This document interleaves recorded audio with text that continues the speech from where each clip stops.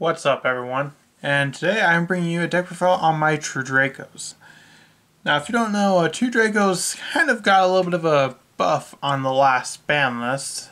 It kind of went unnoticed because it was a card for another archetype that actually does have some synergy with True Dracos. And I just want to show that. And honestly, True Dracos is actually one of my favorite decks. It's the first deck I ever took to a big tournament.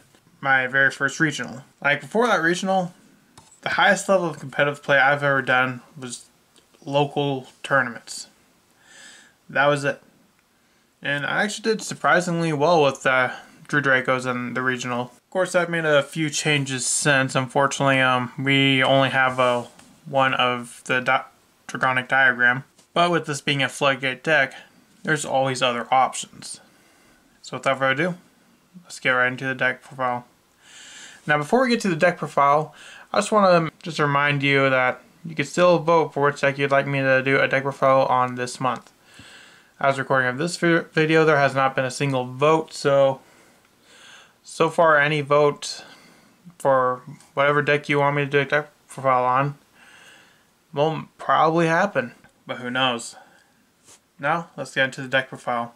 Now, one thing about this True Draco deck profile, it's going to be a lot different from a normal True Draco deck. For one, I do run a Monarch engine in this, which you'll see further on. First, I run one Dynamite Knight. Dynamite Knight, sadly this card's limited, although if this card was at 3, would I play it at 3? Not really. I don't even play True King's Return. And with Dynamite Knights, to tribute for all the True Dracos, you can tribute some of them by tributing a continuous spell trap. So let's say you have a face down, there can be only one. You can tribute there can be only one to summon Dynamite Knight. And that's how essentially you get these cards out. Of course, there is a kind of loophole around it too, where you don't eat up your normal summon, which is through the spells, which we'll see further on in the video. But whenever your opponent activates a card effect, you can quick effect either add or activate one True Draco trap from your deck. So this is good for searching and activating Apocalypse directly from your deck. I also run 2 Ignis Heat. Ignis Heat, all the True Dracos have similar effects, but Dynamite Knight does traps. Ignis Heat searches and activates spells, and 2 Majesty Maiden, which searches your monsters. These are the only True Draco monsters I run. Most people will probably run 3 Ignis Heats, but one thing, since I've basically done a lot of this deck, kind of like tested it, I've found out like the ratios that I'm most perfectly happy with, and 2 Ignis Heat for me is the ratio I want to run. Because sometimes I'll see a hand where I have too many of this, too many of that.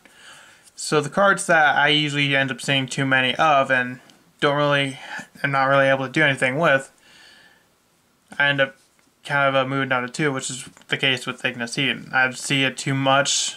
I'd have maybe 2 Ignis Heat and a Maiden and 1 spell or trap, and then I really can't do anything because I need those floodgates in my hand too.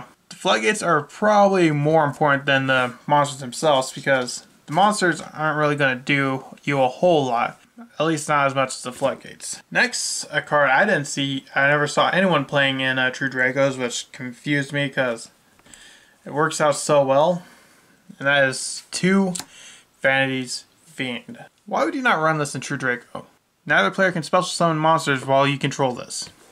With True Dracos, you don't special summon at all, unless you run a True King's Return, but I don't run that, so that doesn't bother me all on my own.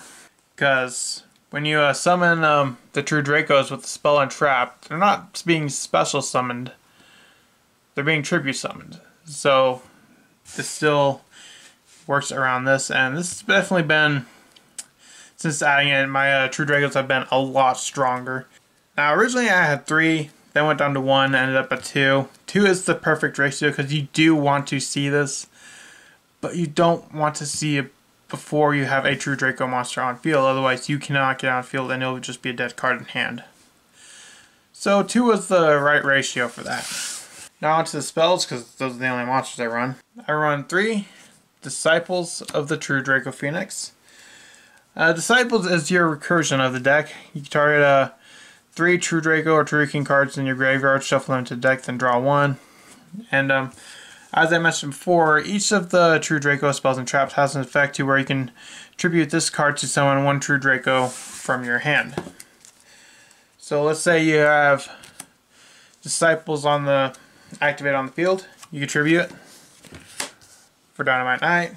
And if you want to, tribute Dynamite Knight for Vanity's Fiend. Because by using the effect of Disciples, you're not eating up your normal summon. It's kind of like special summoning, but not special summoning. Kind of like how a kaiju works, I guess is the better way of explaining it.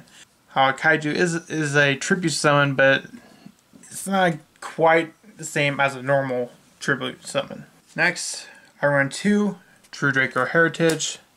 A lot of people run 3, but I was just seeing Disciples, Heritage, and Apocalypse way too much, and I had to cut the consistency down on that a little just so I could see some more Floodgates, because if I don't have Floodgates, a Floodgate deck's not going to really even work. So you need those Floodgates. And as for Heritage, during your main phase, you can draw cards equal to the number of card types, monster, spell, or trap you sent to the graveyard this turn that are True Draco or True King. So let's say I sent a Disciples and Ignis Heat to the grave. I'll be able to draw 2. That's the most draw power in the deck. Not that great of draw power, but hey, it's draw power nonetheless. And you can also has the same secondary effect as Disciples to tribute summon a True Draco monster from your hand. Next, I run the 1 Dragonic Diagram. I'm really sad that this card's at 1. I'd rather Listless Agent just remain banned and keep this to 3, but hey, it happens. Because Dragonic Diagram is a very powerful field spell. First off, each time a True Draco or True King monster on the field will be destroyed, it is not. And once per turn, you can destroy 1 other card you control or in your hand, and if you do, add 1 True Draco or True King card from your deck to your hand. Now notice that it says destroy 1 card you control or in your hand to see you have a dead card in your hand. Boom, gone. And you replace it with, say, Heritage. So for example, let's say you have a Disciples. You can destroy Disciples, activate Heritage, or add Heritage, then draw 1. Yeah, Dragonic Diagrams is one of your best cards. Sadly, it's at 1, but and of course 1 Terraforming, because you do want to get this. I was thinking about running Pseudo Space, but it just doesn't quite work with this, sadly. Now, I also run, this is where the Monarch engine comes in, 3 Pantheism of the Monarchs. I am so glad this card went to 3. I wanted this card to go to 3 for the longest time, but I wasn't sure if Konami would actually do it. Well, on the last ban list, they did. Now this is at full power, you can run 3 of these, and that really, really helps out the deck a lot.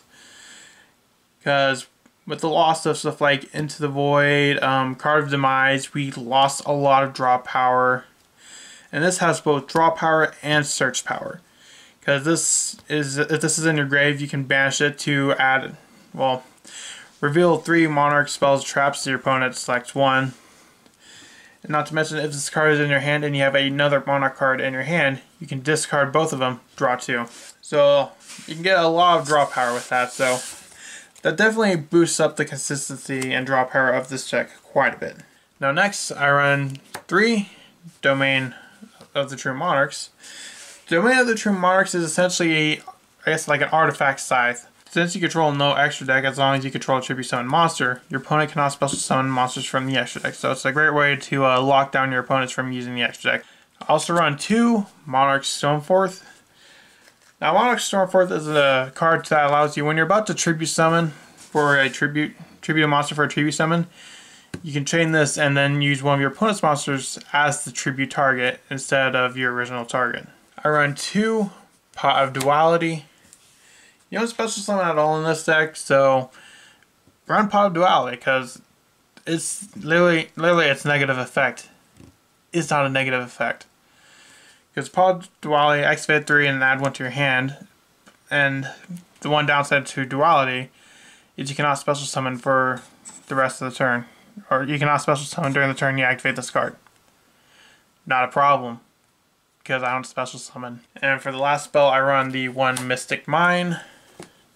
Since this is a Floodgate deck, and sometimes your hand might be a little less than ideal, having a Mystic Mine is definitely going to help, because you can help you get into all those Floodgates. And if your opponent does not have a out to it in the form of spell and traps, this is going to be, they ain't going to be able to do anything. I run 2 True Draco Apocalypse. True Draco Apocalypse essentially target one other True Draco or True King card you control, destroy it, and if you do, the attack and defense of all face-up monster your opponent currently controls becomes half. I also run 3 of the Monarch's Erupt.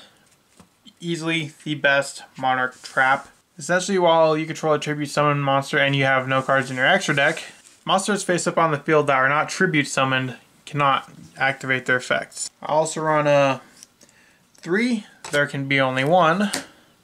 There Can Be Only One is probably one of the strongest Floodgate cards because it only allows you to control 1 type of each monster. So let's say you're going against Adamant's Pair, for example. They summon Seeker, you activate There Can Be Only One, then they're stuck. Because they can't attempt to summon another rock monster. I also run 3 Solemn Judgment. Solemn Judgment is one of the most powerful traps in the game. It essentially says no. Next, I run 2 Crackdown. Crackdown, it's kind of like Change of Heart, but better, in my opinion. Because Crackdown, I guess it's more like a better version of like a Venus Chain, I think. But anyways, Crackdown, by activating, you activate this card by targeting 1 face-up monster your opponent controls. Take control of that target, and while you control the monster, it cannot attack or activate its effects. But when that monster leaves the field, destroy this card. So even if, let's say, they somehow destroy that monster, or you distribute summon it for a tribute, for your, like, say, Ignis Heat, for example, or something like that, this card will be sent to the grave, and it's not just going to be dead weight in your back row. Also run the 1 Soul Drain. Originally, I was thinking of running 3, but I would side 2 and run the 1 and side the other 2 in if need to be. Because not every deck relies heavily on your graveyard. There are a lot that do, but in the current metagame, I'm not quite sure how many do, so I just have the 1 in there for now. And lastly, the 1 Metaverse, Red Mystic Mine. You want to see a Draconic Diagram as much as possible. That is going to be all for this deck profile. If you don't know, True Dracos do not have an extra deck because they get their best effects when they don't have an extra deck. So I don't even run one. I remember at one time there was an extra deck version, but I just didn't like it. Not to mention, this was much cheaper. And yeah, that's going to be all for this deck profile. Let me know, what do you think? Do you like it? Do you hate it? Do you think Floodgates are terrible? Which most of you are probably saying yes, that Floodgates are, because yeah, they are, can kind of be not fun to play against, but I enjoy them. I just love traps. That's why most of my favorite decks do. That's why I'm just very fond of trap decks, and why I was just not happy when Feather Duster came back. But either way, that's irrelevant, and that's all for this video, and I'll see you in the next video I make. Bye.